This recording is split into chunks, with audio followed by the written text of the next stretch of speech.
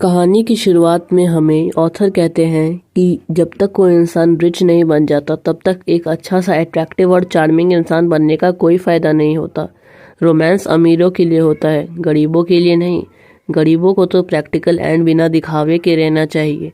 उनके पास बस permanent income हो, यही बहुत बड़ी बात होती है उनके लिए। ये सारी बातें जो कि आज के ज़माने में करवा सच बन के जा चुकी हैं, ये कभी योगी को रियलाइज़ ही नहीं हुई। बेचारा योगी। योगी अपने शहर में बहुत पॉपुलर था। सभी लड़कियां उसे उसकी पर्सनालिटी के लिए बहुत पसंद करते थे। पर इतना सब होने के बावजूद उसके पास पैसे नहीं थे।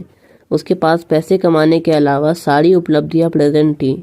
उसके पिता ने उसके लिए खानदानी तलवार और पेनिनसुलर युद्ध के इतिहास के 15 किताबों के अलावा उसके लिए कुछ छोड़ा ही नहीं था। उसकी कमाई का एकमात्र जरिया साल में एक बार उसकी आंटी से मिलने वाले 200 पाउंड्स थे। उसने लगभग 6 महीने स्टॉक एक्सचेंज में काम किया, जो उससे नहीं हो पाया। फिर वो एक टी मर्चेंट भी बना, पर उससे वो भी नहीं हुआ। उसने बेकरी खोली, पर उसके केक्स उससे अच्छे नहीं बन पाए और वो भी नहीं चल पाई। वो सब कुछ करके देख चुका था, पर कैसे भी पैसे उसके पास हाथ में नहीं आ रहे थे। और तो और उसे प्यार भी हो गया था, लॉरा मर्टन नाम की एक खूबसूरत लड़की से। वो दोनों एक दूसरे को बहुत प्यार करते थे। एक बार योगी उसके पिता, जो कि एक रिटायर्ड कर्नल थे, उससे उनकी बेटी का हाथ मांगने जाता है। पर वो एक पिता होने के नाते योगी को कहते हैं कि इसके बारे में वो तब बात करेंगे जब योगी के पास एक अच्छी सी नौकरी होगी और वो उन्हें 10,000 पाउंड्स कमा के दिखाएगा। योगी बहुत परेशान हो जाता है, पर लॉरा उसे संभाल लेती है। एक दिन योगी रॉकमोर पार्क की तरफ जा रहा था, जहां लॉरा रहा करती थी। तभी रास्ते में उसे अपने दोस्त एलन वॉकर की आर्ट स्टूडियो में वह रुकता है। वो अपने दोस्त से मिलता है, जो कि एक बहुत अच्छा पेंटर था। उसके ब्रश में मानो कोई जादू होता था। एलन देखने में कुछ खास नहीं था। उसकी लंबी सी बड़ी हुई दाढ़ी थी, रेड कलर की, और उसके चेहरे पे मार्क्स थे। उस वक्त एलन एक भिखारी की एक बहुत बड़ी पेंटिंग बना रहा था, जो कि कमरे में एक कोने में एक ऊंची प्लेटफॉर्म पे खड़ा था। वह भिखारी बहुत ही ज़्यादा सैड और दयनीय दिख रहा था। उसके एक हाथ में स्टिक थी सपोर्ट के लिए और दूसरे हाथ में भीख मांगने के लिए टोपी थी। योगी एलन से मिलता है और कुछ देर तक बातें करता है। फिर उसके बाद योगी की नज़र उस मॉडल भिखारी पे पड़ती है। उसे देखकर योगी कहता है कि दोस्त, इस पेंटिंग से तुम्हें कितना फ़ायदा होगा? इस पर एलन कहता है करीब 2,000 पाउंड्स।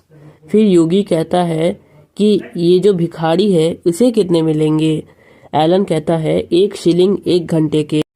इस पर योगी कहता है कि ये तो तुम्हारी कमाई का एक बहुत छोटा सा हिस्सा है। इस भिखारी की भी इस पेंटिंग में बराबर हिस्सेदारी है। इसे तुम्हें उससे ज़्यादा पैसे देने चाहिए थे। इस पर एलन कहता है कि क्या अब तुम एक भिखारी को भी खुश देखना चाहते हो? और एलन फिर हंसने लगता है। फिर वे दोनों कुछ और बात करते हैं और फिर उसके बाद एलन बाहर जाता है और कहता है योगी को कि यही रुकना थोड़ी देर, मैं जस्ट अभी आता हूँ। एलन के जाने के बाद वो बूढ़ा भिखारी एक कुर्सी पर बैठ जाता है आराम करने के लिए। उसे देखकर योगी को उस पर तरस आ जाता है और वो अपनी जेब में से एक सिक्का निकालकर उसे दे देता है। दोस्तों, इस वक्त योगी को उन पैसों की ज़्यादा ज़रूरत होती है, फिर भी वो अपनी ना सोचकर उस भिखारी को पैसे दे देता है। फिर जब एलन आता है तो योगी और एलन फिर कुछ देर तक बात करते हैं और फिर उसके बाद योगी चला जाता है। शाम को योगी स्टैनली कैफ़े से गुजर रहा था, तभी उसे वहाँ पर एलन दिख जाता है। वो उससे बात करने के लिए अंदर जाता है और एलन से मिलता है। एलन उसे बताता है कि उसने अपनी पेंटिंग को कंप्लीट कर लिया है और उस पर फ्रेम भी चढ़वा दी है। फिर वो उसे बताता है कि वो भिखारी योगी के बारे में बहुत सारी बातें पूछ रहा था और बहुत सवाल कर रहा था। एलन ने योगी के बारे में उस भिखारी को सब बता दिया है। फिर एलन कहता है, अरे भाई, लॉरा कैसी है? वो भिखारी भी उसके बारे में पूछ रहा था। योगी कहता है, क्या तुमने उसे सब बता दिया? यहाँ तक कि लॉरा के बारे में भी बता दिया? एलन इस पे कहता है कि हाँ, मैंने उसे लॉरा के बारे में भी बता दिया। इस बात पर योगी बहुत ही नाराज़ हो जाता है और कहता है कि एलन, तुम्हें मेरे ज़ाती मामलों के बारे में, प्राइवेट अफेयर्स के बारे में किसी दूसरे को नहीं बताना चाहिए, और ख़ासकर एक भिखारी को तो बिल्कुल भी नहीं।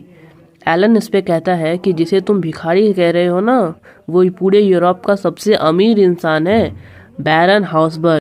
वो कहता है कि बैरन हाउसबर्ग एलन का रेगुलर कस्टमर है और उससे वो बहुत सारी तस्वीरें खरीदता रहता है।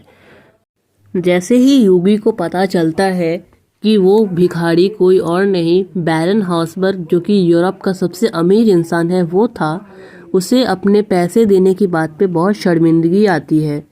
उसे लगता है कि उसने इतने बड़े इंसान को एक सिक्का दे दिया। उसे बहुत शर्मिंदगी महसूस होती है। अगले दिन युगी को एक लेटर मिलता है जो कि एक सूट बूट वाला इंसान लाया था। युगी उसे पढ़ता है और ऊपर एनवलप में लिखा होता है कि एक बूढ़े भिखारी की तरफ से शादी का तोहफा। उस लेटर में एक जॉब ऑफर के साथ साथ युगी के लिए 10,000 पाउंड्स भी थे। युगी इस पर बहुत खुश हो जाता है और वो खुशी से उछल पड़ता है। कुछ टाइम बाद युगी और लॉरा की शादी हो जाती है और बैरन भी उस शादी में प्रेजेंट था वेडिंग के दिन। दोस्तों, ये कहानी हमें बताती है कि कैसे हमें अपने सबसे ख़राब और बुरे वक्त में भी किसी दूसरे इंसान की मदद करते रहनी चाहिए। हम दूसरे इंसान की मदद करेंगे तो ऊपर वाला खुद ब खुद हमारी मदद करेगा। अगर आपको मेरा नरेशन और ये कहानी पसंद आई हो तो इस वीडियो को लाइक और शेयर कर दीजिए। लाइक और शेयर से बहुत मोटिवेशन मिलता है फ्रेंड्स, एंड प्लीज़ चैनल को सब्सक्राइब कर लीजिए। मैं ऐसे ही वीडियोस लाते रहूँगा।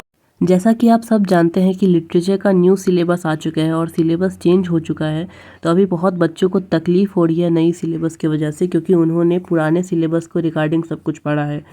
तो न्यू सिलेबस से सारी रिलेटेड वीडियो मैं लेके आते रहूँगा, और क्लास 9 और 10 की साइंस की वीडियोस भी इस चैनल पे अपलोड होती रहेंगी।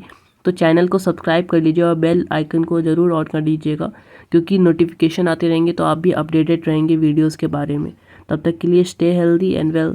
Bye bye.